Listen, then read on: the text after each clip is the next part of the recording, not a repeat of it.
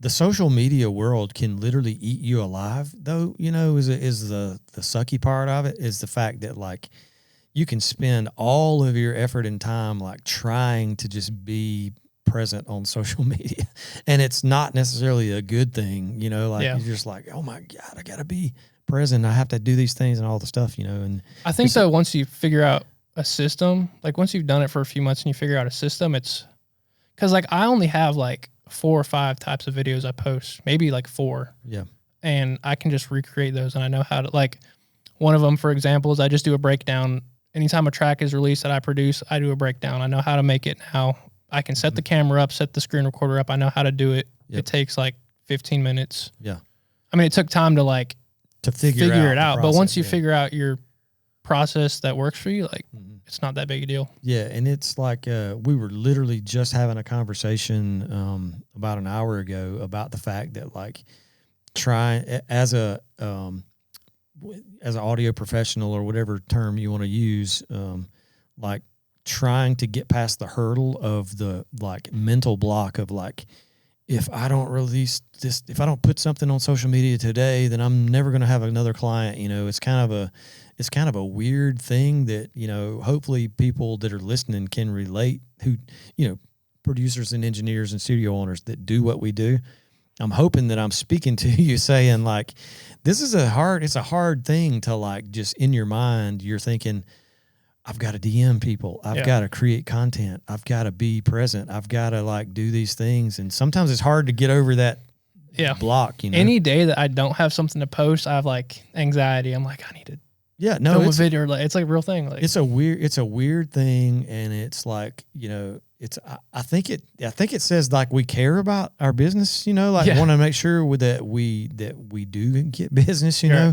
But it's also a struggle. It's like, I messaged Joe Carroll at some point. And if some of you may follow Joe on social media, and he's hilarious. By the way. If you watch Joe's content, it was like a couple weeks ago.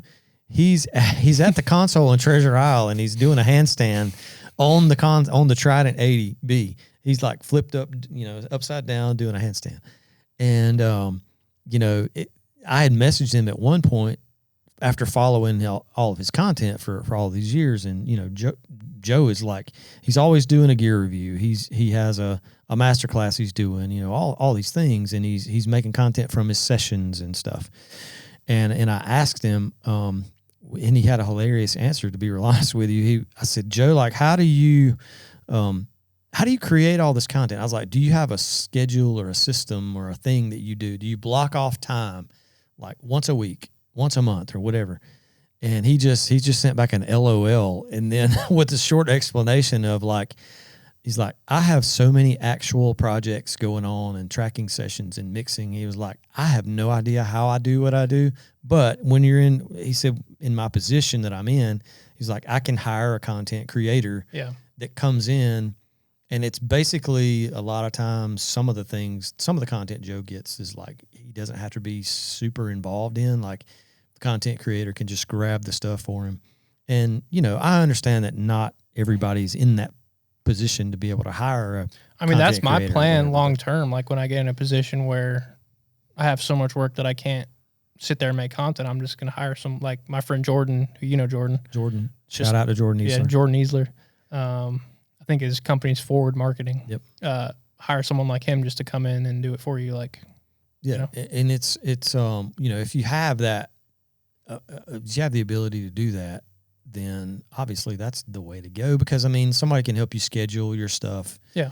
And you're not really thinking, you're not really in that position where you're thinking, like, oh my gosh, nothing got posted today, But the thing is, if you can't afford it, then that probably means you're not in a position where your calendar is booked out all the time anyway. So you have free time, so you might as well just make the content. Yeah. And in the conversation we were having a while ago was the fact that, the mental block about, like, actually starting doing the content, to me is like, just do it.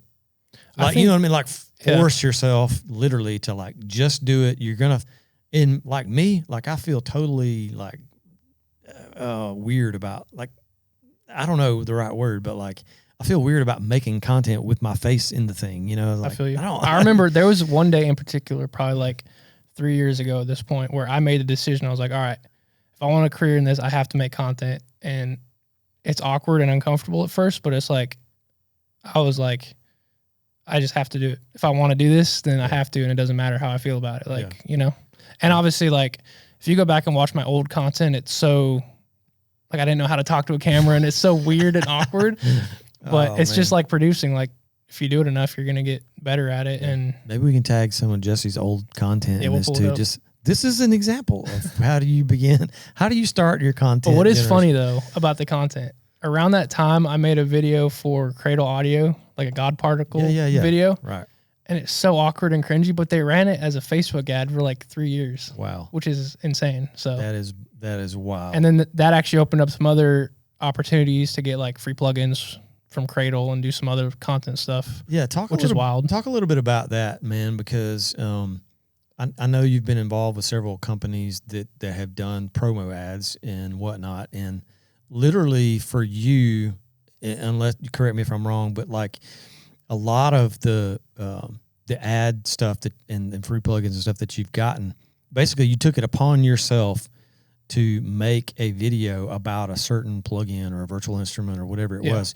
Like the company didn't contact you at all, but you were like, "This is a super great software, you know, tool." Yeah, I mean, my whole idea for that one specifically was like, I'm just gonna make the video. I didn't talk to them at all, and I just posted it and tagged them, and then someone from their team reached out and was like, "Can we use this for a thing?" And I was like, "Yeah, sure." And then later, when they were getting ready to release their vocal plugin, someone on their team was like, "Hey, like, we'd love to give you this plugin. Do you want to like make a video for it, and we'll give you the license?" And every time they drop something new, they give you and I just make a video for it. And and that's sort and of now I've had plugin companies, like smaller companies, reach out to me and are like, "Hey, we'd love to give you a license if you'll just do a video or something." Yeah, and that's sort of the payment kind of for producing the content for them to use that they can like make money off of. Yeah, exactly. You know, and it's also a new, not necessarily foreign, you know, kind of idea to me, but like when I was 24 years old doing what you're doing, like those kind of things didn't exist. Like the only way that I could get clients was a Yellow Pages ad, right, or a friend of a friend of a friend, or whatever. You know, we had no way other, you know, mailers and Yellow Pages to try to find clients.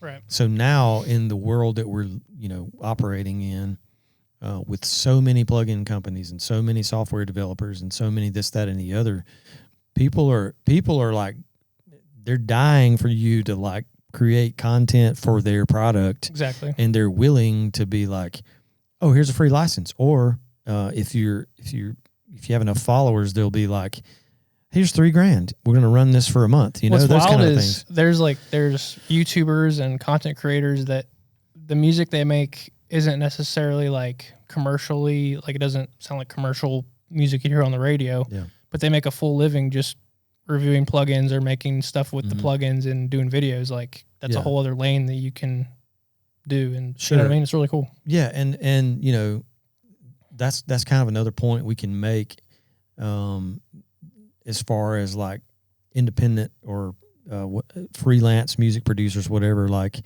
I personally, you know, I own the studio here and whatnot, but like I personally still have other revenues of side hustles, so to speak. You know, that's sort of a goofy term or whatever, but I mean, like, my suggestion to people who are freelance audio or, you know, home studios, whatever, I think you got to have multiple streams of income coming from whatever it is that, you know, you can grab a few extra dollars. I mean, and it's not, you're not, well, the thing that I had to get over, I guess, the thought process that I had to get over was that, I have another side hustle, but that doesn't mean that I'm giving up on the main thing that I want to do, you know, produce music or whatever. It's like, it's just smart. It's like it gives you more freedom, because it's like, if all your bills are covered and someone comes to you with a project that you know isn't going to be good and you don't want to put your name on, well, if your bills are covered, like I don't have to take this on, kind of thing, you know?